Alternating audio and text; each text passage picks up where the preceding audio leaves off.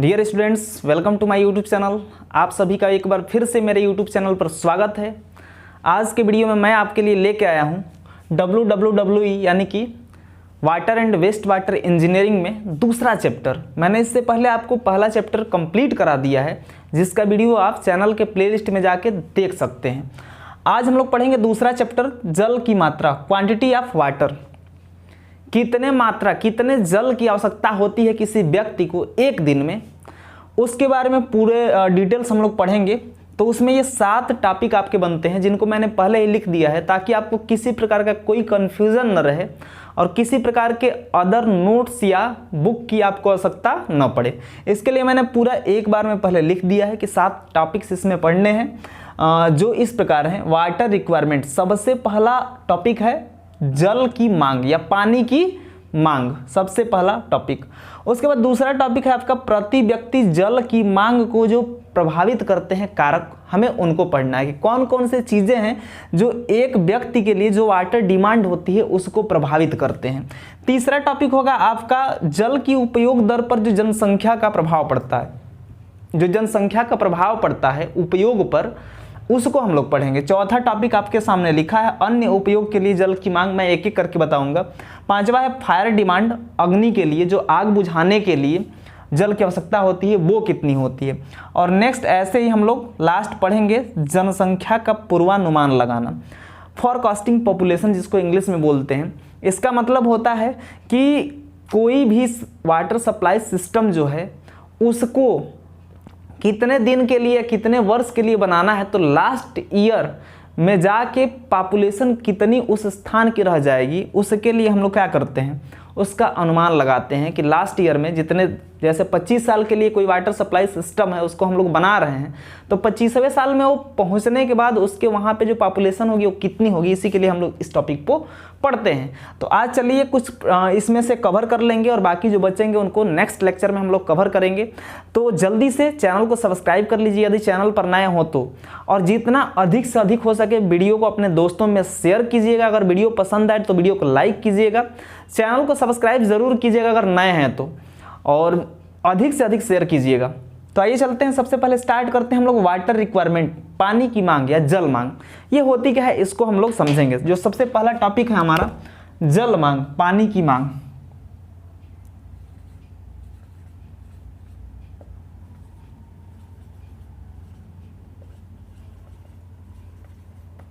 Water requirement, जल की मांग, इसको बोलते हैं जल मांग, या इसी को हम लोग बोलते हैं पानी की मांग। अब ये क्या होती है, हम लोग इसके बारे में थोड़ा सा डिस्कशन कर लेंगे। आप लोग चाहें तो लिख सकते हैं, पेन और कॉपी लेके बैठेंगे साथ में और मैं बताते जाऊंगा, आप लोग लिखते चले जाएंगे। तो देखिए होता क्या है, इसको डिफाइन कैसे करेंगे। जल की जो मांग होती है, जल मांग होती है, पानी की जो मांग होती है, तो एक व्यक्ति द्वारा, जैसे मैं मेरी बात कर लूँ या आपकी बात कर लूँ, तो हमारे में से किसी एक व्यक्ति द्वारा 24 घंटे में जितने पानी की आवश्यकता होती है उसे ही हम लोग जल मांग बोलते हैं। एक दिन के लिए, एक दिन के लिए यानी कि 24 घंटे में, 24 आवर्स में जितने पानी की आवश्यकता होती है उसे ही हम लोग क्या बोलते हैं, वाटर रिक्वायरमेंट बोलते हैं। एक व्यक्ति द्वारा, मैं लिख देता हूँ, एक व्यक्ति, एक पर्सन द्वारा कितने समय में, 24 आवर्स में जितने पानी की आवश्यकता होती है, जितने पानी की, जितने आप लिख सकते हैं, जितने पानी की आवश्यकता होती है, आवश्यकता होती है, होती है, उसे ही हम लोग क्या बोलते हैं, जल मांग बोलते हैं। प्रतिदिन प्रति व्यक्ति जल मांग, उसे क्या बोलते हैं हम लोग, उसे प्रति व्यक्ति प्रतिदिन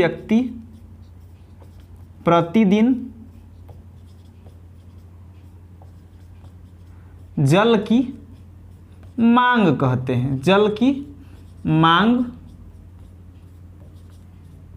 कहते हैं। ये होती है डिफिनीशन आपकी। पूरा आप पूरा लिख सकते हैं, मेरे साथ ही वीडियो को पॉज करके लिख सकते हैं आप। अब इसको कैसे और इसको किस तरीके से डिनोट किया जाता है, किस रूप में, किस फॉर्म में प्रदर्शित किया जाता है, तो मैं उसको आपको बता देता हूँ। इसको प्रदर्शित किस में किया जाता है, प्रदर्शित किस में किया जाता है, एलपीसीडी में, एलपीसीडी। अब इस एलपीसीडी का फुल फॉर्म क्या होता है मैं वो भी लिख दे रहा हूँ। तो इसको बोलते हैं litre per capita per day, litre per capita per day. इसको हिंदी में बोलते हैं लीटर, पर को हम लोग प्रति बोलते हैं, लीटर प्रति, कैपिटा को व्यक्ति बोलते हैं, व्यक्ति, फिर प्रति, और ये डे को बोलते हैं हम लोग दिन। ये हम लोगों का होता है एलपीसीडी। इसको शार्ट में हम लोग क्या बोलते हैं, LPCD, litre per capita per day, ये बोलते हैं हम लोग इसको। तो जो हमारा वाटर रिक्वायरमेंट होता है, जल की मांग होती है, उसको डिफाइन कैसे करेंगे कि एक व्यक्ति द्वारा 24 घंटे में जितने पानी की आवश्यकता होती है उसे प्रति व्यक्ति प्रतिदिन जल की मांग कहते हैं। और उसको प्रदर्शित किस में करते हैं, तो उसको प्रदर्शित करते हैं एलपीसीडी में, लीटर पर कैपिटा। स्मॉल में इसको एलपीसीडी हम लोग लिखते हैं। तो ये आपको क्लियर हो गया होगा डिफिनीशन जो है इसकी। अब हम लोग थोड़ा सा डिस्कस करेंगे इसके बारे में कि जो एनबीसी होती है उसके अकॉर्डिंग, ये एनबीसी के अकॉर्डिंग कितना होना चाहिए। तो एनबीसी क्या होती है, थोड़ा सा मैं इसके बारे में आपको बताऊंगा। एनबीसी इसको बोलते हैं, इसका फुल फॉर्म होता है नेशनल, आप भी लिख सकते हैं national building code of India. इसका फुल फॉर्म होता है national building code of India के अनुसार।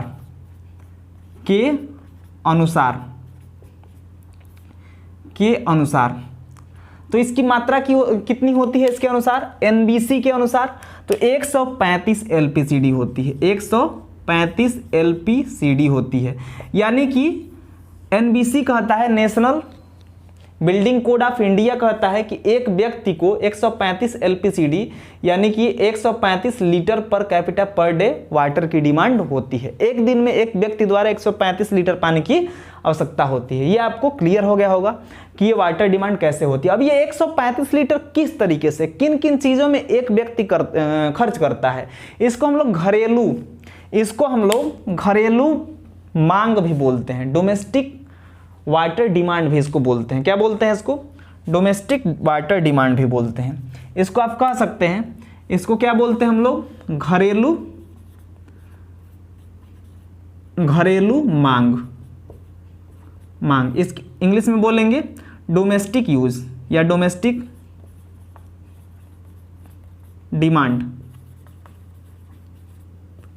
डिमांड इसको बोलते हैं। क्लियर है, यहां तक आपको किसी प्रकार की कोई समस्या नहीं हुई होगी। अब थोड़ा सा हम लोग बात कर लेंगे कि एक व्यक्ति को कितने पानी की आवश्यकता होती है, एक्चुअल में जो पानी की कितनी आवश्यकता होती है। तो 135 लीटर हम लोग जान लिए कि 135 लीटर पानी की आवश्यकता होती है। अब किन किन कार्यों में वो खर्च करता है, थोड़ा सा हम लोग इसको डिस्कस कर लेंगे। तो आइए हम लोग इसको डिस्कस कर लेते हैं कि किन किन कार्यों में वो खर्च करता है पानी को। तो देखिए, सबसे पहली चीज़ मैं यहाँ पर लिखता हूँ, यहाँ तक दिखाई आपको देगा। तो मैं इसको थोड़ा सा इरेज करूँगा, आप लोग इसको वीडियो को पॉज करके और फिर क्या कर सकते हैं, लिख सकते हैं। अगर लिखना हो तो मैं इसको इरेज करके फिर से लिखूंगा, आप लोग भी मेरे साथ उसको नोट करते चलेंगे, आपका प्रॉपर नोट्स बन जाएगा। आपको बिल्कुल परेशान होने की जरूरत नहीं है, किसी भी बुक की, किसी भी नोट्स की आवश्यकता आपको नहीं पड़ेगी। जो मैं पढ़ा रहा हूँ पढ़ लीजिए, पूरा आपको कॉन्सेप्ट क्लियर हो जाएगा और सारी चीज़ें आपको इसी में मिल जाएंगी। तो चलिए, जो वाटर डिमांड होती है, जो वाटर रिक्वायरमेंट होती है, 135 लीटर हम लोग जान गए कि कितने, 135 एलपीसीडी, इसको शार्ट में एलपीसीडी बोलते हैं। एलपीसीडी का मतलब ही होता है कि 135 litre per capita per day, यानी कि एक दिन में एक व्यक्ति को कितने लीटर, 135 लीटर पानी की आवश्यकता होती है। अब देखिए कैसे ये होता है 135 लीटर टोटल। तो सबसे पहली चीज़ हम लोग क्या करते हैं, तो सबसे पहले पीने के लिए पानी, सबसे पहली चीज़ क्या होती है, पीने के लिए, फॉर ड्रिंकिंग, फॉर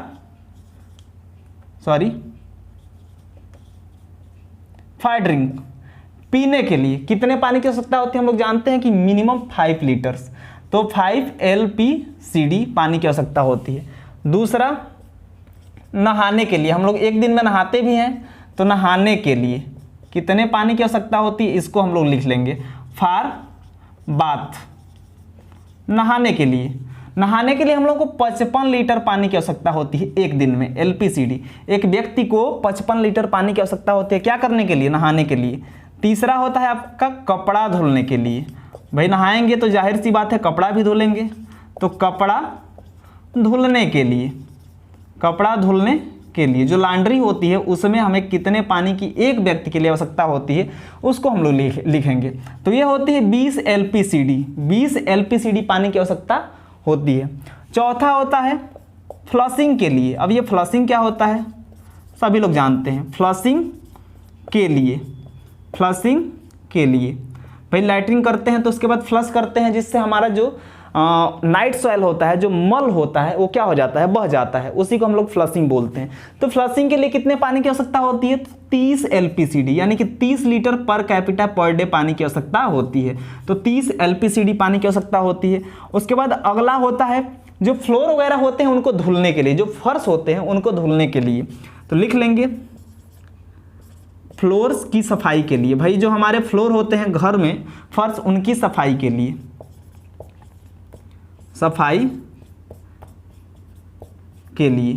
इनके लिए कितने पानी की आवश्यकता होती है, 10 LPCD पानी की आवश्यकता होती है।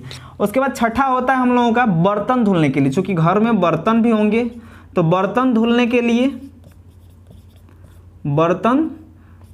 के लिए कितने पानी की आवश्यकता होगी, तो इसके लिए भी हम लोग 10 लीटर मानते हैं, 10 LPCD। और उसके बाद अगला होता है भोजन बनाने के लिए, दिख रहा है यहाँ, भोजन बनाने के लिए। आप लोग मेरे साथ ही नोट करते चलेंगे, भोजन बनाने के लिए, भोजन बनाने के लिए कितने पानी की आवश्यकता होती है, तो 5 लीटर पानी की आवश्यकता होती है भोजन बनाने के लिए। तो ये 5 LPCD पानी की आवश्यकता होती है। ये LPCD भी इसको लिख सकते हैं आप, लीटर भी लिख सकते हैं, है ना। LPCD मैंने इसलिए लिख दिया ताकि आपको क्लियर हो जाए कि ये क्या है। LPCD का मतलब है litre per capita per day, ठीक है। अब इनको जब सबको जोड़ देंगे, जब हम लोग सबको क्या कर देंगे, जोड़ देंगे, तो ये टोटल जो हमारा है, ये टोटल आएगा कितना, 5 5 10 5 15 के 5 हो गया, और ये 1 2 3 5 2 7 5 12 और 1 13, 135 LPCD पानी की आवश्यकता हमको हो गई। ये घरेलू कार्यों के लिए, केवल घरेलू कार्य हैं।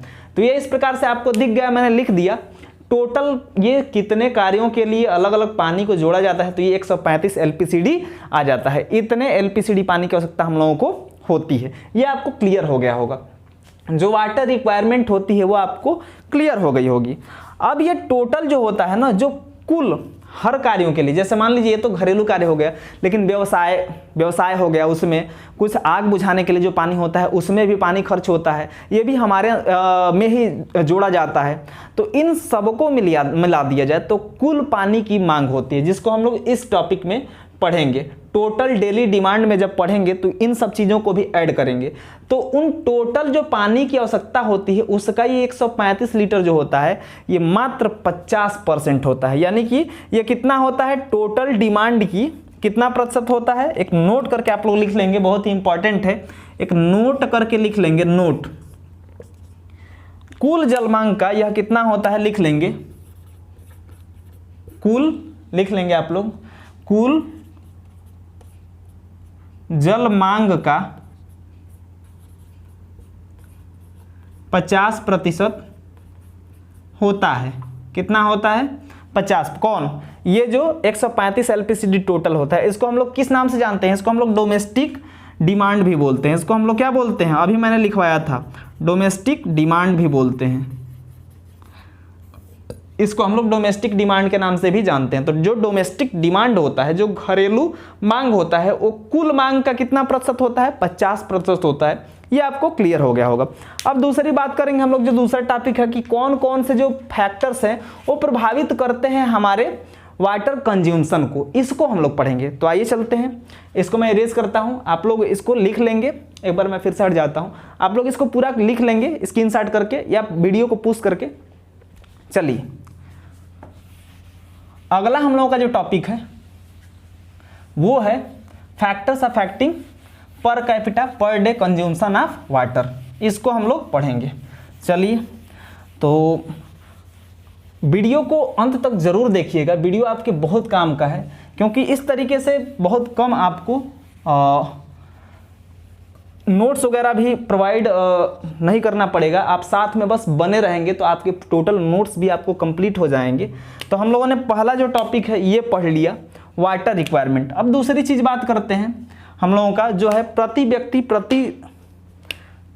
व्यक्ति जल मांग को प्रभावित करने वाले कारक। दूसरा टॉपिक हम लोगों का है factors affecting per capita per day consumption of water. Factors affecting per capita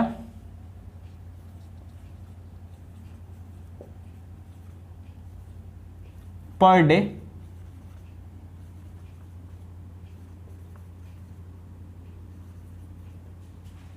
consumption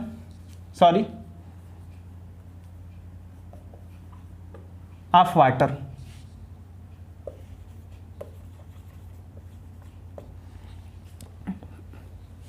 प्रति व्यक्ति जल मांग को प्रभावित करने वाले कारक। प्रति व्यक्ति जल मांग को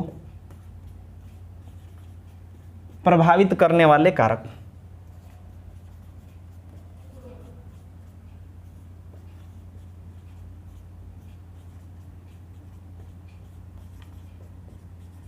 इसके बारे में पढ़ेंगे कि कौन कौन सी चीजें होती हैं जो प्रभावित करती हैं किस चीज को, जो जल की मांग होती है उसको कौन कौन सी चीजें प्रभावित करेंगी या करती हैं।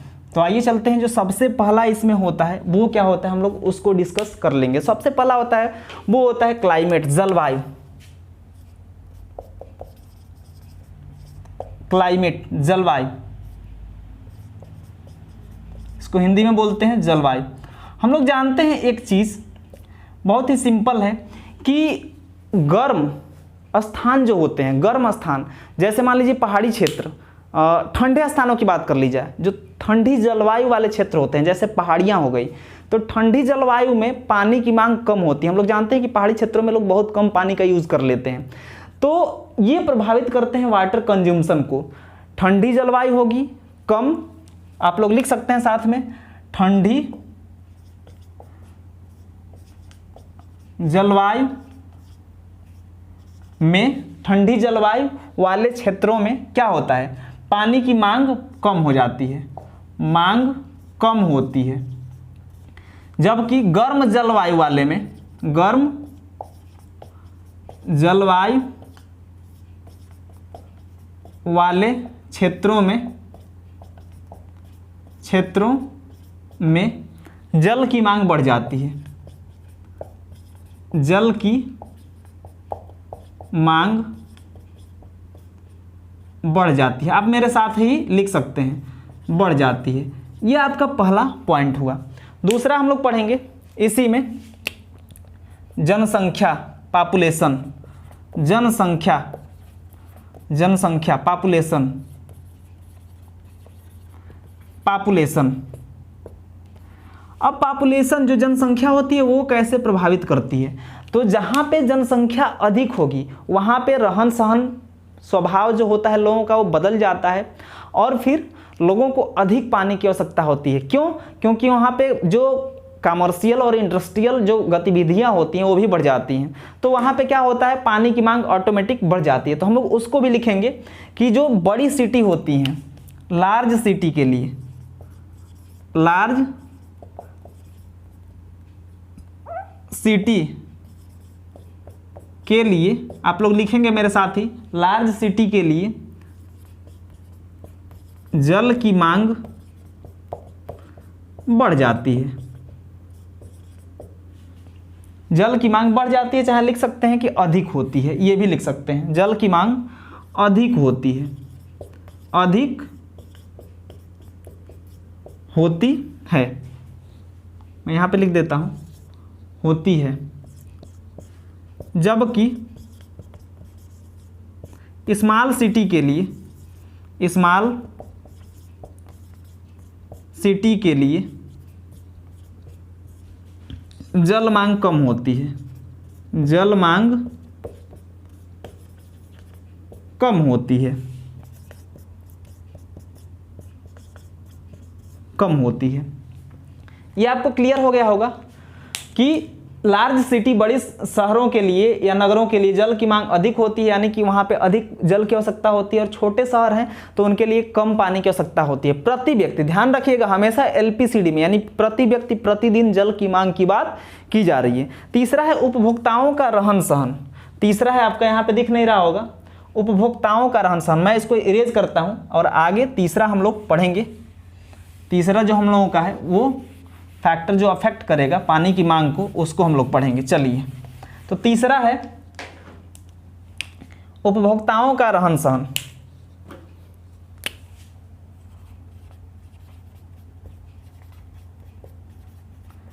उपभोक्ताओं का रहन सहन, जो लिविंग स्टैंडर्ड होता है हम लोग उसकी बात करेंगे, है ना, लिविंग स्टैंडर्ड ऑफ कंज्यूमर्स।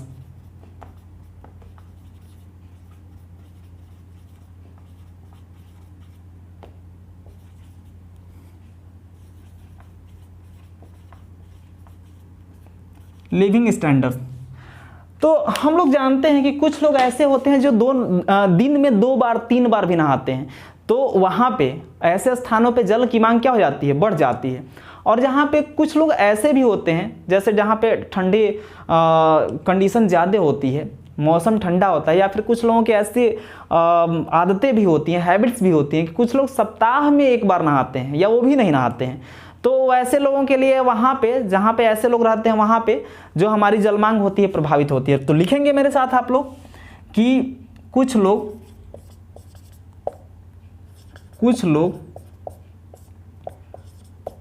दिन में 2 से 3 बार स्नान करते हैं, तो वहाँ क्या होता है, वहाँ जल मांग बढ़ जाती है। क्या हो जाती है, जल मांग आपकी वहाँ पे बढ़ जाएगी, निश्चित रूप से बढ़ेगी। जो डिमांड होगी, डिमांड इंक्रीज होगी, बढ़ जाएगी। और जहाँ लोग क्या करते हैं, सप्ताह में 1 बार नहाते हैं, वहाँ क्या होता है, तो जो डिमांड होती है वो क्या होती है, डिक्रीज होती है, डिमांड नहीं बढ़ती है, लिख सकते हैं नहीं बढ़ती है, या फिर क्या होती है, या कम होती है, यही होता है ना, या कम होती है। यह आपको क्लियर हो गया होगा, या कम होती है, यह आपको क्लियर होगा। तो इस तरीके से देखेंगे कि जो लिविंग स्टैंडर्ड होता है लोगों का, उसके अकॉर्डिंग कभी डिमांड जब बढ़ती है, कब, जब 2 से 3 बार गर्मियों में लोग नहाते हैं तो बढ़ जाती है। लेकिन कुछ लोग सप्ताह में 1 बार, ठंडे के मौसम में सप्ताह में ये 1 बार या वो भी नहीं नहाते हैं, तो वहाँ पे कम हो जाती है, बढ़ती ही नहीं है डिमांड। इस तरीके से प्रभावित करते हैं जो फैक्टर्स हैं, ये फैक्टर्स क्या करते हैं, प्रभावित करते हैं हमारे वाटर कंज्यूमशन को। अगला हम लोग पढ़ेंगे, ये हम लोग का ध्यान देना है, ये आपको, ये कौन सा था, माफ़ कीजिएगा मैंने लिखा नहीं, ये आपका तीसरा था। ये कौन सा था, तीसरा था। उसके बाद चौथा हम लोग पढ़ेंगे। चलिए, चौथा जो फैक्टर है वो अफेक्ट करता है, वो क्या है, हम लोग उसके बारे में पढ़ेंगे। तो आइए चौथा हम लोग पढ़ते हैं।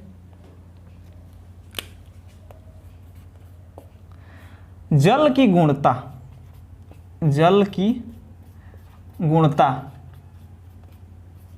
Quality of water, quality of water, जल के गुण। इससे क्या स्पष्ट हो जा रहा है, इसी से समझ में आ जा रहा है आपको कि जहाँ पे क्वालिटी जल की थोड़ी सी अच्छी होगी, है ना, क्लीन और क्लियर होलसम ड्रिंकिंग वाटर भेजा जाएगा, सप्लाई की जाएगी, वहाँ पे लोगों की डिमांड बढ़ जाती है है ना, या उच्च क्वालिटी की जो पानी होती है वहाँ पे डिमांड क्या हो जाती है, बढ़ जाती है। तो लिखेंगे इसमें कि स्वच्छ एवं स्वास्थ्यप्रद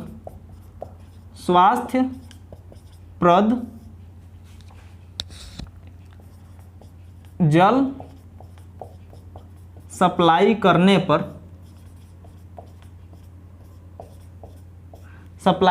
पर जो जल की मांग होती है वो क्या हो जाती है, बढ़ जाती है। पर जल मांग बढ़ जाती है, या लिख सकते हैं पानी अधिक खपत होता है, या पानी की खपत अधिक होती है, ये भी लिख सकते हैं, अधिक होती है। ये आपको क्लियर हो गया होगा। लेकिन कुछ ऐसी कंडीशंस होती हैं कि वहीं पे अगर थोड़ा सा पानी की क्वालिटी गिर जाती है तो हम लोग क्या करते हैं, नहाते धुलते भर का है बहुत कम पानी की मात्रा से ही नहा लेते हैं और काम चला लेते हैं, बस काम चला लेते हैं। जब पानी थोड़ा सा ख़राब आता है, आप देखते हैं आप जहाँ रहते हैं अगर वहाँ पे पानी की मात्रा जो होती है वो ठीक ठाक आए, लेकिन पानी की जो क्वालिटी है वो थोड़ी सी ख़राब आए, तो हम लोग नहाते भी हैं तो कम पानी से ही काम चला लेते हैं। अगर थोड़ा सा बदबू करने लगे पानी तो हम लोग कम पानी से ही नहा लेते हैं।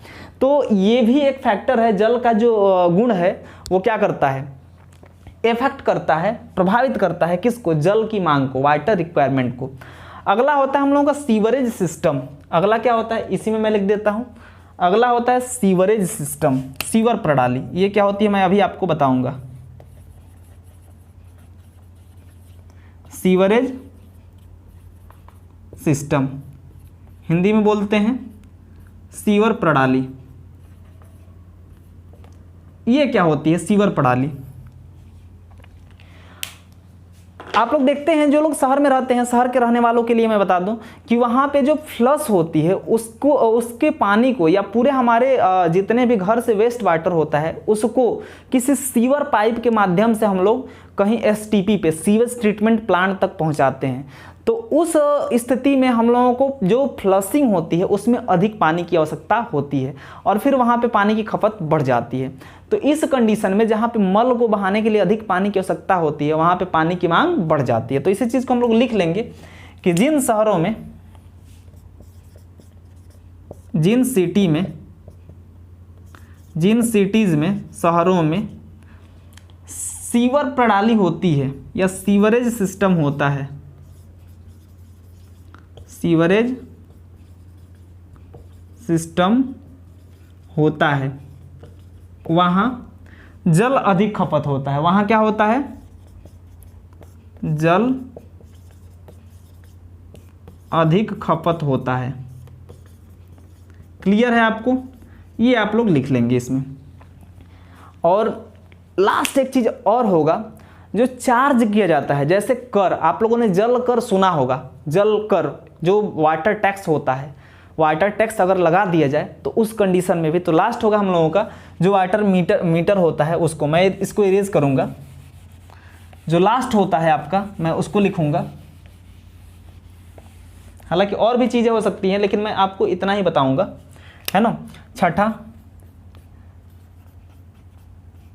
जल कर तथा मीटर पद्धति, मीटर पद्धति जिसको बोलते हैं method of charging, method of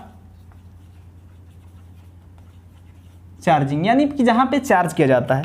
एक चीज आप ध्यान दीजिए कि अगर मान लीजिए आपसे कहा जाए कि महीने में आपसे पानी के लिए 2000 रुपये वसूला जाएगा, ठीक है, आपसे कहा जाए कि एक महीने में आपको अगर कनेक्शन दिया जा रहा है तो 2000 रुपये या 1000 रुपये एक महीने में वसूला जाएगा, जितना भी हो, एक एग्जाम्पल मैं दे रहा हूँ। और एक कहा जाए कि आपके यहाँ मीटर लगेगा और जितना पानी आप यूज़ करेंगे उस हिसाब से आपको क्या करना पड़ेगा, उतना आपको पैसा या पे करना पड़ेगा जो टैक्स होगा, ठीक है। तो आप क्या करेंगे, आपको अगर एक फिक्स रेट कर दिया जाए तो उसमें आप जितना मन करेगा उतना पानी बहाते हैं, ऐसा होता है। लेकिन अगर वहाँ पे आपके यहाँ मीटर लग जाता है तो आप आवश्यकता के अनुसार ही पानी का यूज़ करते हैं, तो ये चीज़ होती है। तो हम लोग लिखेंगे इसमें कि जब एक मुश्त लिया जाता है जल कर, जब जल कर एक मुश्त लिया जाता है, एक मुश्त, इसको बोलते हैं फिक्स रेट। इसको क्या बोलते हैं, फिक्स रेट बोलते हैं। तो जब फिक्स रेट लिया जाता है आपसे या फ्लैट रेट लिया जाता है, फ्लैट रेट, जब जल कर एक मुश्त लिया जाता है, लिया जाता है, तब क्या होता है, तब अधिक पानी व्यय होता है। किस वजह से, क्योंकि हम लोग टोटियों को खुली रख देते हैं कि अरे हमसे कौन मांगने आ रहा है हिसाब, हमें तो एक महीने में 1000 या 500 या 300 जो भी देना है वहीं देंगे, है ना। तो हम लोग क्या कर देते हैं, टोटियों को खुला छोड़ देते हैं, पानी बहता रहता है। लेकिन जब वाटर मीटर लग जाता है, वाटर मीटर प्रणाली होती है, प्रणाली लगी होती है, तब आवश्यकता अनुसार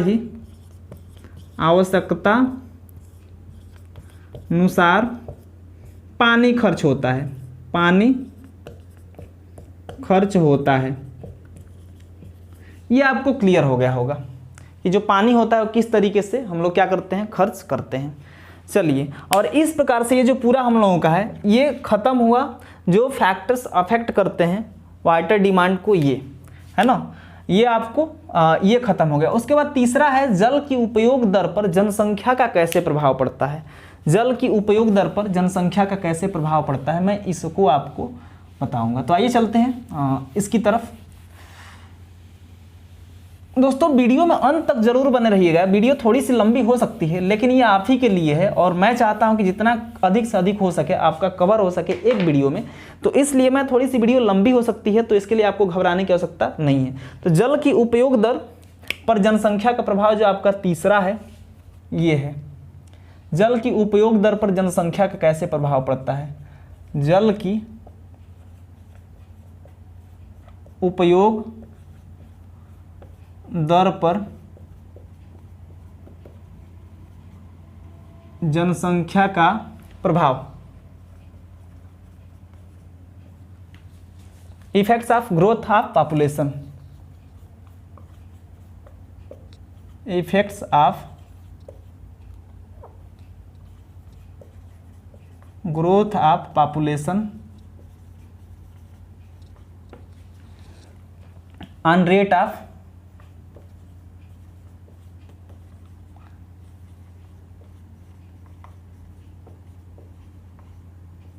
कंज्यूमशन। देखिए, जल की उपयोग दर पर जो जनसंख्या का प्रभाव होता है ये किस तरीके से होता है। हम लोग जानते हैं कि जो जनसंख्या बढ़ती है, किसी भी शहर की जनसंख्या जब बढ़ती है तो क्या होता है, वहाँ पे वाटर की डिमांड क्या होने लगती है, बढ़ने लगती है। तो एक कॉलम बनाएंगे और लिखेंगे, मैं आपको बताऊंगा किस तरीके से ये क्या होती है, प्रभावित होती है ना। तो एक कॉलम बनाएंगे पॉपुलेशन, जनसंख्या का,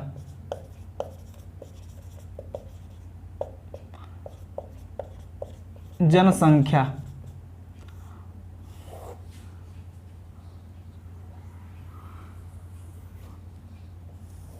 और दूसरा बनाएंगे, दूसरे में लिखेंगे वाटर डिमांड, जल मांग, वाटर डिमांड, जल मांग।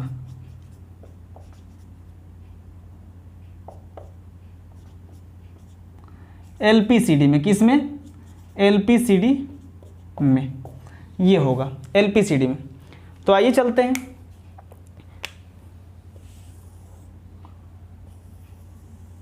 ये जब किसी सिटी की जनसंख्या मान लीजिए 20,000 तक हो, जब किसी सिटी की जनसंख्या कितनी हो, 20,000 तक हो। जब किसी सिटी की जनसंख्या कितनी हो 20,000 तक, तो इसके लिए जो पानी की आवश्यकता होती है वो 70 से कितना 100 LPCD, ठीक है। जब 20,000 से जनसंख्या कितनी हो 20,000 से 1 लाख तक हो, जनसंख्या कितनी हो जाए 1 लाख, तो यहाँ पे कितना हो जाता है ये, तो ये 100 से 150 LPCD हो जाती है। और जब 1 लाख से 5 लाख तक हो जाए जनसंख्या, तो उसके लिए कितने पानी की या कितनी मांग हो जाती है, तो वो हो जाती है आपकी कितनी 150 से 210 तक, 210 यानी कि LPCD, हर चीज़ इसमें LPCD में होगी। और जब 5 लाख से 10 लाख तक होती है जनसंख्या, 5 लाख से 10 लाख तक, तब ये हो जाता है 210 से 240 LPCD लिया जाता है। मैं बार बार बता रहा हूँ, मैं LPCD नहीं लिख रहा हूँ, आप LPCD लिख सकते हैं या ऐसे भी लिख सकते हैं। और जब 10 लाख से अधिक होती है जनसंख्या, अधिक, तब यह कितना होता है 240 से 270 LPCD हो जाता है, LPCD हो जाता है। तो इस तरीके से प्रभाव पड़ता है किस चीज़ का, जनसंख्या का या उपयोग दर का पर जो जनसंख्या का प्रभाव है। इस तरीके से जनसंख्या बढ़ती चली जा रही है, आप देख रहे हैं कि उपयोग की दर है या वाटर रिक्वायरमेंट है ये बढ़ती चली जा रही है। ये आपको क्लियर हो गया होगा कि किस तरीके से जल का जो उपयोग है उसकी रेट कैसे डिफरेंट हो रही है जल के जनसंख्या के प्रभाव से। चलिए अब अगला टॉपिक हम लोग का, एक चीज़ मैं आपको और बता दूं कि जो मैंने बताया था वाटर रिक्वायरमेंट 135 लीटर, लेकिन अगर संभव हो कहीं पे, अगर पॉसिबल हो तो जो ये वाटर रिक्वायरमेंट होती है नोट करके कहीं लिख लीजिएगा, ये आपकी 135 से 135 LPCD से 200 LPCD तक भी क्या करना पड़ता है, ज़रूरत के अनुसार हमें डिमांड को पूरा करना होता है, ठीक है। 135 से लेकर 200 LPCD तक भी हमें क्या होता है, आवश्यकता की पूर्ति करनी पड़ती है। 150-200 लीटर तक भी हमें क्या होती है, आवश्यकता पड़ती है। अब अगला देखेंगे हम लोग, अन्य उपयोग के लिए जो जल की मांग होती है, कुछ ऐसे भी उपयोग होते हैं जिनके लिए वाटर की रिक्वायरमेंट होती है, हम लोग उसको पढ़ेंगे। तो इसको आप लोग क्या कर लेंगे, जल्दी से स्क्रीनशॉट या पुश करके क्या कर लेंगे, नोट कर लेंगे। चलिए आगे बढ़ते हैं, अगले टॉपिक की तरफ चलेंगे। दोस्तों अगर वीडियो लाइक करें अगर पसंद आए तो, और वीडियो को जितना अधिक से अधिक हो सके अपने दोस्तों मित्रों के पास शेयर करें ताकि उनको भी इसका लाभ मिल सके। चलिए हम लोगों का ये जो है टॉपिक चौथा, अन्य उपयोग के लिए जल की मांग। अन्य उपयोग के लिए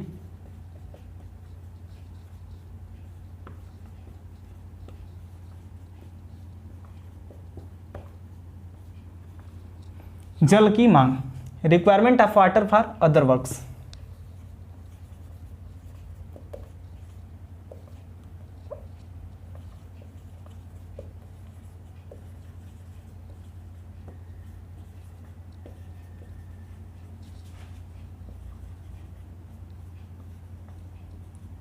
अदर वर्क या यूजेस, दूसरे यूज के लिए हम लोगों की कौन कौन सी चीज़ें होती हैं, तो इसमें हम लोग पढ़ेंगे कि कौन कौन सी चीज़ें होती हैं और इसके सिवाय जो डोमेस्टिक वाटर रिक्वायरमेंट होती है उसके सिवाय और कौन कौन सी यूजेज हमारे होते हैं उनको पढ़ेंगे। तो सबसे जो पहला होता है वो आपका होता है औद्योगिक और व्यावसायिक। पहला होता है इसमें औद्योगिक और व्यावसायिक,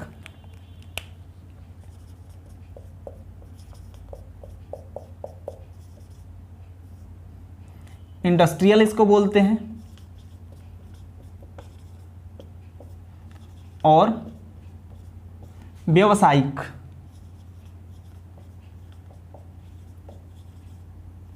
व्यावसायिक मांग, व्यावसायिक को हम लोग कमर्शियल बोलते हैं। मैं लिख देता हूं, व्यावसायिक, कमर्शियल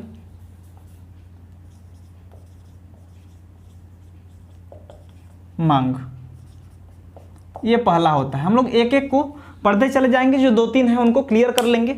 तो ये जो औद्योगिक और व्यावसायिक मांग होती है, ये भी जो सिटी होती है, जो शहरें होती हैं, शहरों के लिए होती है ना।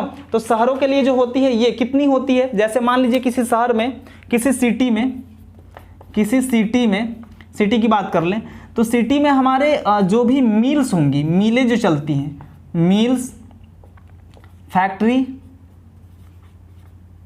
फैक्ट्री, इन सबों के लिए जो उसमें वर्कर्स होते हैं, और जो मशीनें होती हैं, में जो वर्कर्स होते हैं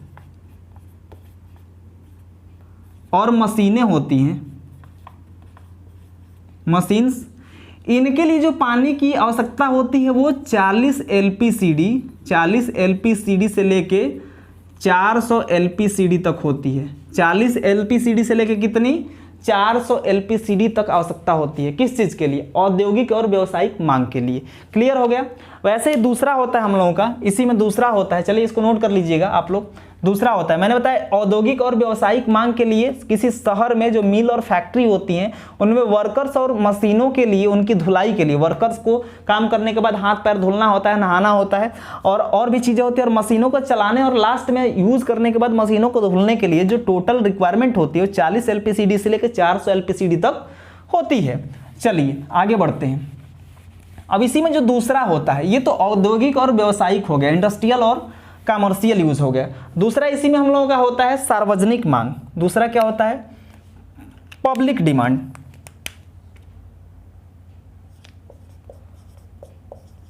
सार्वजनिक मांग, पब्लिक डिमांड।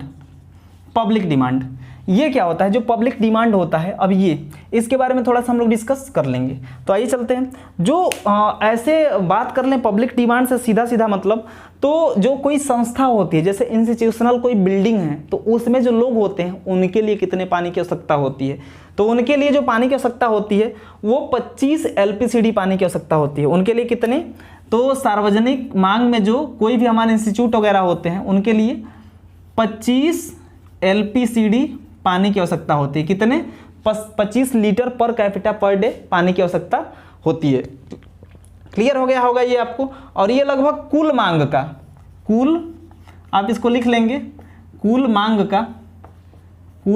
का ये कितना होता है, तो ये 10% होता है। 10% होता है कुल मांग का। कितना होता है, 10% होता है। क्लियर होगा आपको।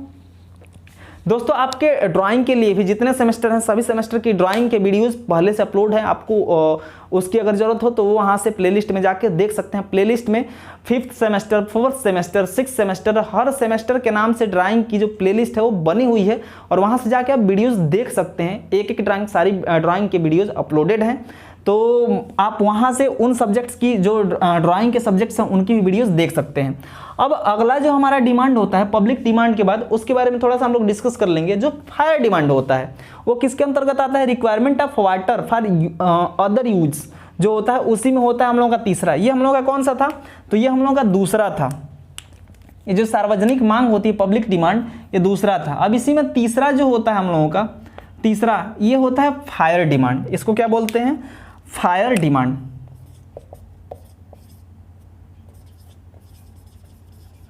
फायर डिमांड, अग्निशमन, इसको हिंदी में बोलते हैं अग्निशमन के लिए जल मांग।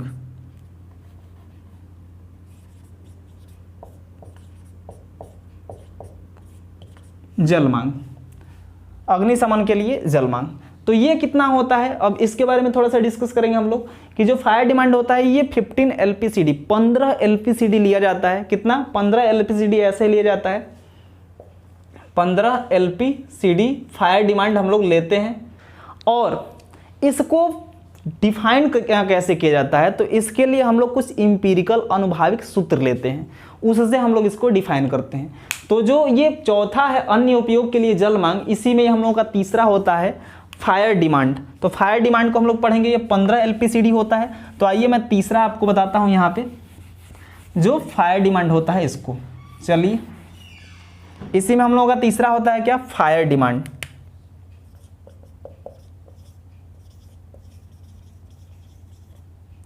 फायर डिमांड, इसके लिए कुछ अनुभाविक सूत्र होते हैं, अनुभाविक सूत्र, इंग्लिश में बोलते हैं इंपीरिकल फार्मूला।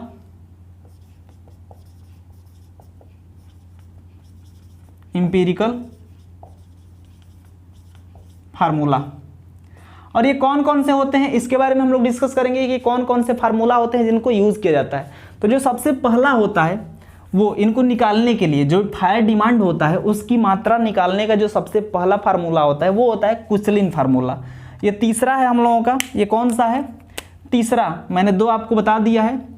जो अन्य उपयोग है उसमें पहला मैंने बताया इंडस्ट्रियल और कमर्शियल यूज, दूसरा मैंने बताया पब्लिक यूज, और तीसरा है फायर डिमांड। तो फायर डिमांड में जो पहला है वो होता है आपका कुचलिन फार्मूला। क्या होता है, कुचलिन फार्मूला। इसको हिंदी में कुचलिन सूत्र बोलते हैं।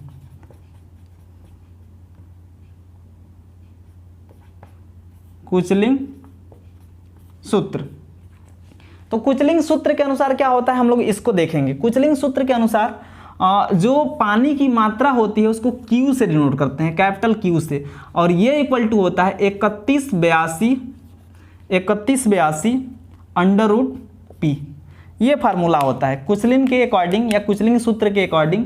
ये फार्मूला होता है आपका Q equal to 3182 under root P। दूसरा होता है आपका, ये इंडिया के लिए होता है। किसके लिए, इंडिया में इसी का यूज़ किया जाता है। इन इंडिया, हम लोगों के देश में, भारत में इसी का यूज़ किया जाता है। किसके लिए, फायर डिमांड निकालने के लिए।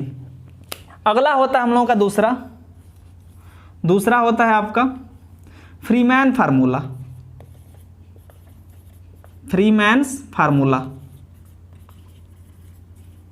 इसको हिंदी में भी फ्रीमैन फार्मूला ही बोलते हैं। फ्रीमैन का सूत्र, फ्रीमैन का सूत्र। और इस सूत्र के अनुसार Q इक्वल टू होता है डिस्चार्ज या जल की मात्रा। तो इस सूत्र के अनुसार Q इक्वल टू होता है 1136 P/5 और प्लस 10। ये P क्या होता है मैं अभी आपको बताऊंगा। P होता है जनसंख्या, पॉपुलेशन, 1000 में, 1000 में। P क्या होता है, पॉपुलेशन होती है, और किस चीज़ में, 1000 में, 1000 में। जैसे 5000 की बात करेंगे, 5000, किसी शहर की जनसंख्या 5000 है और फायर डिमांड ज्ञात कीजिए, तो 5000 रहेगा तो केवल 5 यूज़ करेंगे। P की वैल्यू कितनी होगी, 5 होगी, ना कि 5000 होगी। अभी मैं आपको बताऊँगा। ये हो गया आपका दूसरा फार्मूला ये। और तीसरा होता है आपका, इधर दिख रहा है आपको, तीसरा होता है national board of fire under writers formula. इसको हिंदी में बोलते हैं, दिख रहा है इधर आपको, दिख रहा है, हाँ दिख रहा है, फायर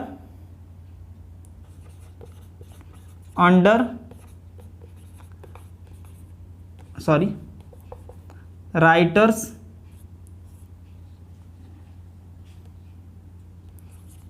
का राष्ट्रीय परिषद सूत्र। हिंदी थोड़ा टफ होती है, राष्ट्रीय परिषद सूत्र। आप इंग्लिश में याद रखेंगे national board formula of fire under writers formula. आप इतना याद रखेंगे कि national board of fire under writers formula. और ये होता है आपका, इसके अनुसार जो होता है, इधर दिख रहा है आपको, दिख रहा है, Q इक्वल टू होता है ये आपका 4637 अंडर रूट P और ब्रैकेट में 1 - 0.01 अंडर रूट P। ये आपका फार्मूला होता है इसके अकॉर्डिंग। ये 3 फार्मूले होते हैं, इन्हीं तीनों से हम लोग क्या करते हैं, निकालते हैं फायर डिमांड। तो मैंने अन्य उपयोग में 3 चीज़ें बताई। एक क्या होता है, पहला मैंने बताया कि औद्योगिक और व्यावसायिक जो उपयोग होते हैं या फिर कह लिया जाए तो मांग होती है। दूसरा मैंने बताया आपको पब्लिक डिमांड, और तीसरा बताया फायर डिमांड। ये 3 प्रकार के डिमांड इसमें होते हैं जिनके मैंने फार्मूला इसमें आपको लिख दिया है। अब यहाँ पे थोड़ा सा डिस्कस कर लेंगे इसके बारे में कि इसके लिए जो P होती है, ये P और Q, इसका मैं यहाँ पे इरेज करके बता देता हूँ। ये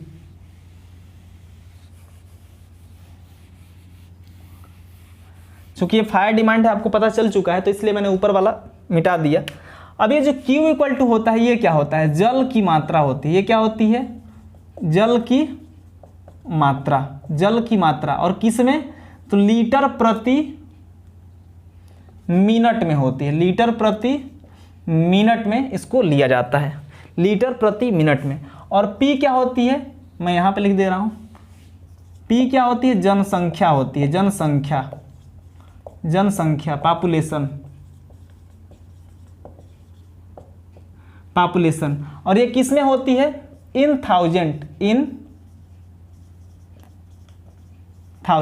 जैसे मान लीजिए कहा जाए किसी शहर की जनसंख्या 5000 है या 10,000 है। किसी शहर की जनसंख्या क्या कहा जाए आपसे कि 5000 है, 5000, तो यहाँ पे P की वैल्यू कितनी होगी? 5 होगी। इन थाउजेंड कहा गया है, इसका मतलब इसको हम लोग क्या करेंगे? 1000 को हटा देंगे और बाकी जो बचेगा वहीं। जैसे आपसे कहा जाए कि किसी शहर की जनसंख्या कितनी है? 50,000 है, तो P की वैल्यू यहाँ पे कितनी हो जाएगी? बस ये होगी आपकी, कितनी होगी? 50। आइए आपको बात समझ में आ गई? बात समझ में फार्मूला कैसे यूज करना है, चलिए आ गई होगी ये आपको बात समझ में। ये अब मान लीजिए फायर डिमांड जो होती है, उसके लिए फायर डिमांड मैं यहाँ पे लिख दे रहा हूँ। ये सब क्या है? हमारे फायर डिमांड है। ये दिख रहा है आपको, फायर डिमांड।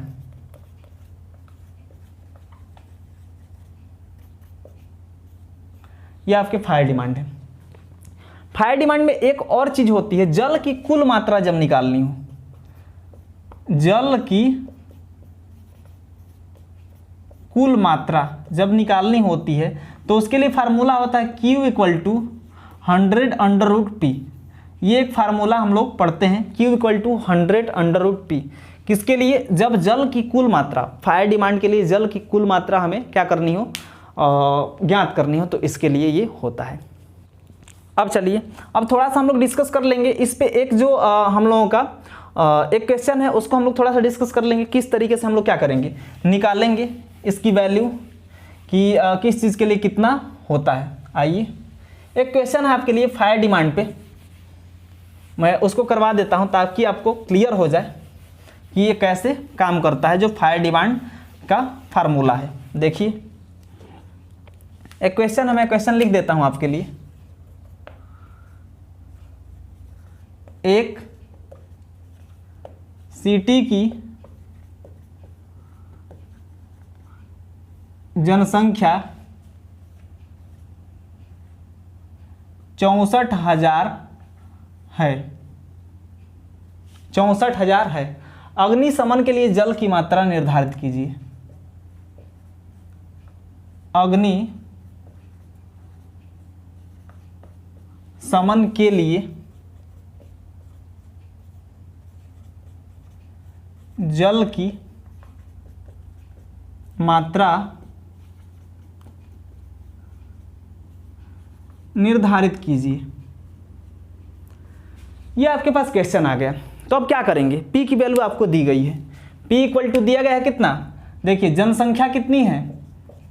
जनसंख्या आपके पास 64,000 है। मैंने बताया था कि जब जनसंख्या 64,000 है तो P की वैल्यू में ये 3 जीरो हटा देते हैं, तो P इक्वल टू आपका कितना हो जाएगा? P इक्वल टू 64 हो जाएगा। P इक्वल टू 64 हो जाएगा। क्लियर हो गया? तो अब जो पहला फार्मूला है आपका कुचलिंग फार्मूला,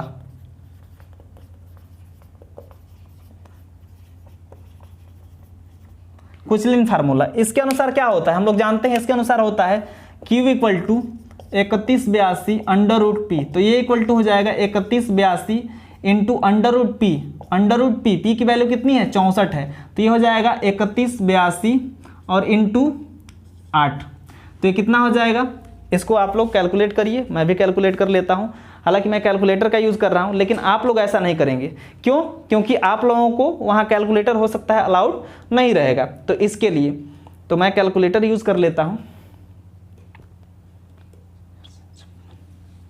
तो ये आपका आ गया 25,456, और ये किस में होगा? तो लीटर प्रति मिनट में। अभी मैंने आपको बताया था थोड़ी देर पहले कि ये लीटर प्रति मिनट में इसको ज्ञात किया जाता है। ये तो ये Q इक्वल टू आपका इतना आ गया लीटर प्रति मिनट में। अब दूसरा भी निकाल लेंगे दूसरे फार्मूले से भी। तो जो दूसरा आपका फार्मूला होता है वो क्या होता है? Freeman's formula. Freeman's formula, Freeman's formula. तो इसके अकॉर्डिंग आप अभी पढ़े थे कि Q इक्वल टू कितना होता है? Q इक्वल टू होता है 11,36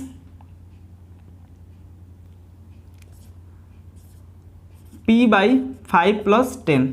तो यहाँ से निकाल लेंगे 11,36, और ये P की वैल्यू कितनी है? 64 है। 64/5 और प्लस 10। तो ये यहाँ से हो जाएगा आपका 11,36 और इंटू 5 से इसको डिवाइड कीजिए, कितना हो जाएगा? 5 से डिवाइड कीजिए, 5 एकम 5, 5 दूनी 10 और 5/8 40 और प्लस 10। तो ये आपका कितना हो जाएगा? 11,36 और इंटू 12 और 10 22.8। तो कितना आएगा? निकालिए फटाफट, मैं भी निकाल लेता हूँ, जल्दी से निकालिए, मैं इधर खड़ा हो जाता हूँ।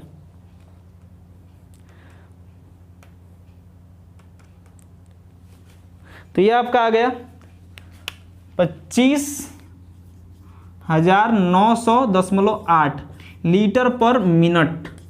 लीटर पर मिनट में इसका मतलब क्या हुआ? ये लीटर पर मिनट में बार बार लिख रहा हूँ, इसका मतलब क्या हुआ? यानी कि इतना लीटर पानी 1 मिनट में उपलब्ध होना चाहिए। 1 मिनट में जो निकलेगा पानी, डिस्चार्ज होगा 1 मिनट में, वो कितना लीटर होना चाहिए? 25,900 लीटर होना चाहिए। ठीक है। और तीसरा हम लोगों का फार्मूला है, तीसरा फार्मूला है नेशनल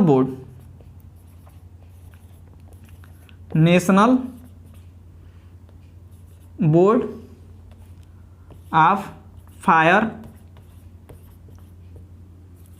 अंडर राइटर्स फार्मूला। इसके अकॉर्डिंग हम लोग जानते हैं क्या होता है? फार्मूला होता है Q इक्वल टू 4637 √P और ब्रैकेट में 1 - 0.01 √P। तो यहाँ पे मान रख देंगे तुरंत। 4637 √P की वैल्यू 64, और ये कितना हो जाएगा? 1 - 0.01 √64। जल्दी से निकाल लेंगे। तो ये कितना हो जाएगा? 4637 × 8, और ये कितना हो जाएगा? 1 - 0.01 और इंटू 8 हो जाएगा। तो ये आपका कितना हो जाएगा? दिख रहा है? नीचे तक दिख रहा है। चलिए, तो मैं इसको यहाँ पे लिख दे रहा हूँ अब। तो अब हो जाएगा Q इक्वल टू 4637 × 8 और इंटू 1 में से इसको घटा दीजिए। तो 1 - ये पहले गुणा कर लीजिए, ये कितना हो जाएगा? 0.08 हो जाएगा। और ये इक्वल टू कितना हो जाएगा? 4637 × 8 और इंटू 1 में से 0.08 घटा दीजिए, 8 1008 गया, कितना हो जाएगा? 2 हो जाएगा आपका, ये 2 हो जाएगा। फिर 0 1 में से इतना गया 8, कितना हो जाएगा? ये 9 हो जाएगा, 9 और ये 0 1 0 में से 0 गया 0, यानी कि 0.92 ये। और इसका जल्दी से मल्टीप्लिकेशन करेंगे आप लोग तो कितना आएगा? 4637 × 8, 4637 × 8, ये आपका आ गया 37,096, 37,096। इन दोनों का गुणा किया तो, और इंटू फिर 0.92 कर देंगे, 0.92। तो अब यहाँ पे मैं लिखूँगा इसको। अब Q इक्वल टू कितना हो गया? 37,096 × 0.92, और ये इक्वल टू इसका इसमें मल्टीप्लिकेशन कर देंगे तो ये हो जाएगा आपका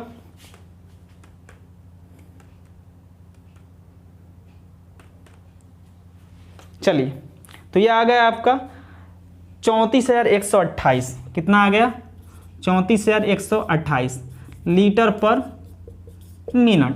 हम लोग इतना ये निकाल लिए, लीटर पर मिनट इसकी वैल्यू आपकी आ गई। अब ध्यान दीजिए, तीनों से हमने वैल्यू निकाल लिया। अब देखेंगे जो सबसे कम वैल्यू है वहीं आपका आंसर होता है। तो सबसे कम वैल्यू कौन सी है? कुचलिन के अनुसार हमने निकाला था तो 25,456 लीटर आया था।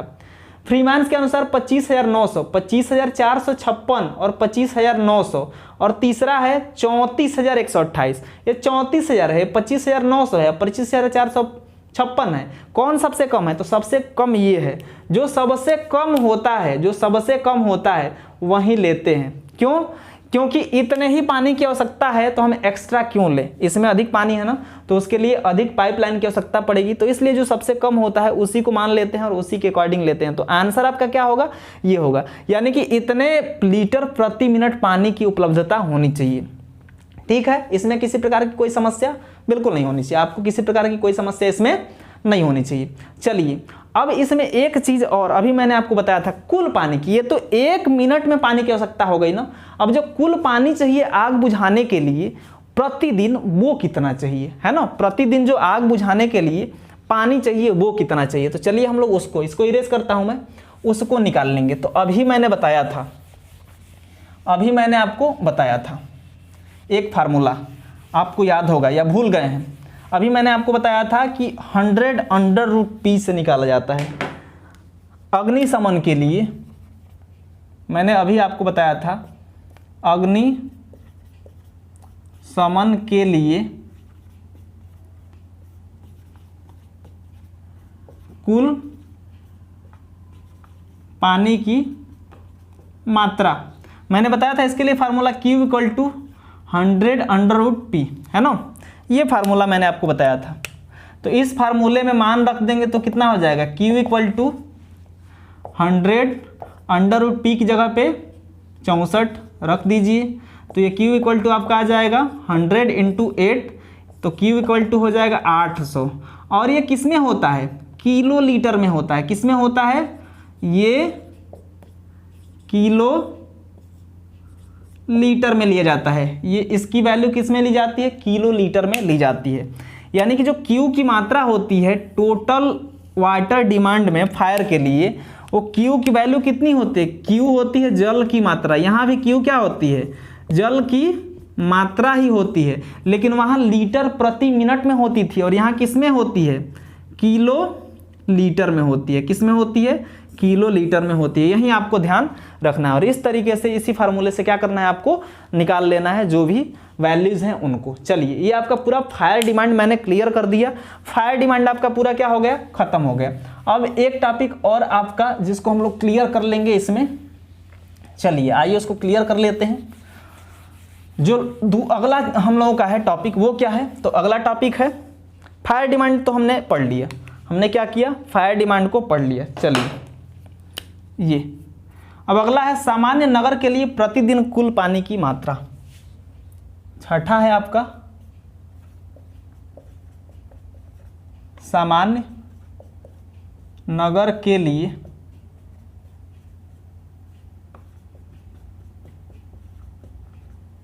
प्रतिदिन कुल पानी की मांग, कुल पानी की मांग या जल मांग, इसको हम लोग टोटल डेली डिमांड के नाम से भी जानते हैं। इसको हम लोग क्या बोलते हैं? Total daily demand of water for a city. एक शहर के लिए जो कुल पानी की मांग होती है वो कितनी होती है? हमने अभी तक क्या पढ़ा कि घर में जो कार्य होते हैं उनके लिए 135 LPCD लिया जाता है। घर में कार्यों के लिए 135 LPCD लिया जाता है। लेकिन जब कुल पूरा आप जितना एक व्यक्ति को पूरे एक दिन में पानी की आवश्यकता होती है उसको हम लोगों को पढ़ना है कि वो कितना हमारा होता है। तो चलिए, ये जो सबसे पहला होता है वो घरेलू, सभी के घर में काम होता है। तो घरेलू मांग, जिसको हम लोग क्या बोलते हैं? Domestic demand. डोमेस्टिक डिमांड ये कितनी होती है हम लोग जानते हैं 135 LPCD होती है। ये हम लोग जानते हैं कितनी होती है 135 LPCD होती है। दूसरा व्यावसायिक जो हमारा डिमांड होता है वो, और कमर्शियल डिमांड।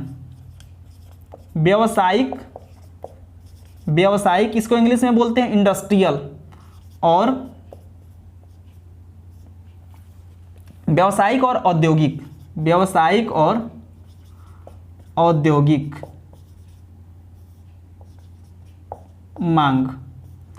व्यावसायिक कमर्शियल और इंडस्ट्रियल जो मांग होती है, जो डिमांड होती है वो कितनी होती है हम लोग इसको जानेंगे। तो ये आपकी होती है 40 LPCD। कितनी होती है 40 LPCD ली जाती है। अगला होता है आपका सार्वजनिक डिमांड। तीसरी क्या होती है सार्वजनिक मांग। सार्वजनिक मांग इसको हम लोग बोलते हैं पब्लिक डिमांड। पब्लिक डिमांड, और ये कितनी होती है तो ये ली जाती है 25 LPCD। कितनी ली जाती है 25 LPCD ली जाती है। उसके बाद अगला होता है आपका फायर डिमांड।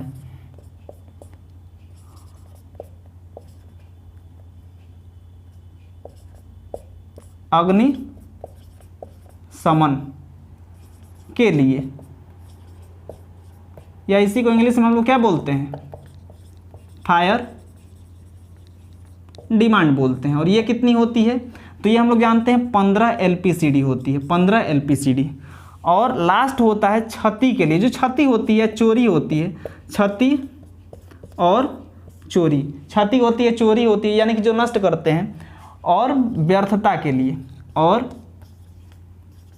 व्यर्थता के लिए कितना मान लिया जाता है तो इसके लिए मान लिया जाता है कि 55 लीटर यानी कि 55 LPCD हमारा पानी रोज़ क्या होता है व्यर्थ होता है। जो हम लोग टोटियाँ खोल के छोड़ देते हैं, या लोग सार्वजनिक जो होते हैं पब्लिक स्थानों पे, पब्लिक प्लेस पे, आप लोग रेलवे स्टेशन पे देखते हैं जब ट्रेन में चढ़ते हैं और जब जैसे ही पानी भरने के लिए उतरते हैं और ट्रेन हार्न मारती है, हम लोग क्या करते हैं टोटी को खुला छोड़ के भाग जाते हैं, वो पानी बहने लगता है। तो वो वेस्टेज 55 LPCD होता है, यानी कि 55 लीटर एक दिन में एक व्यक्ति पे इसको माना जाता है कि वेस्ट हो जाएगा पानी। और ये टोटल मिला के कितना होता है तो टोटल को जोड़ लीजिए 5 5 10 5 15 5 20, 5 1 6 2 8 4 12 3 15, और 15 2 17, और ये हो जाएगा 1 और 1 2, यानी कि जो टोटल डेली डिमांड हो गया वो कितना आ गया, टोटल डेली डिमांड ये कितना आ गया आपका 270 LPCD आ गया। कितना आ गया 270 LPCD आपका आ गया, यानी कि एक व्यक्ति को पूरा घरेलू से लेकर सारे कार्यों के लिए 270 LPCD पानी की आवश्यकता होती है। ठीक है, अब ये एक व्यक्ति के लिए हो गया, लेकिन हमने हेडिंग बनाया है कि नगर के लिए, तो ये एक व्यक्ति के लिए हो गया। नगर की जितनी जनसंख्या है उतने से इसमें गुणा कर देंगे तो पूरे नगर के लिए आ जाएगा। समझ में आ रही है बात। एक व्यक्ति के लिए नगर में 2000 या 20,000 या 50,000 लोग रहते हैं, तो उस 50,000 से इसमें गुणा कर देंगे तो पूरे नगर की जो जनसंख्या होगी वो पूरे नगर की जनसंख्या के लिए जो पानी की डिमांड होगी रोज वो क्या होगी निकल के आ जाएगी। और इस प्रकार से हम लोगों का ये 6 जो आपके टॉपिक है कंप्लीट हो गए।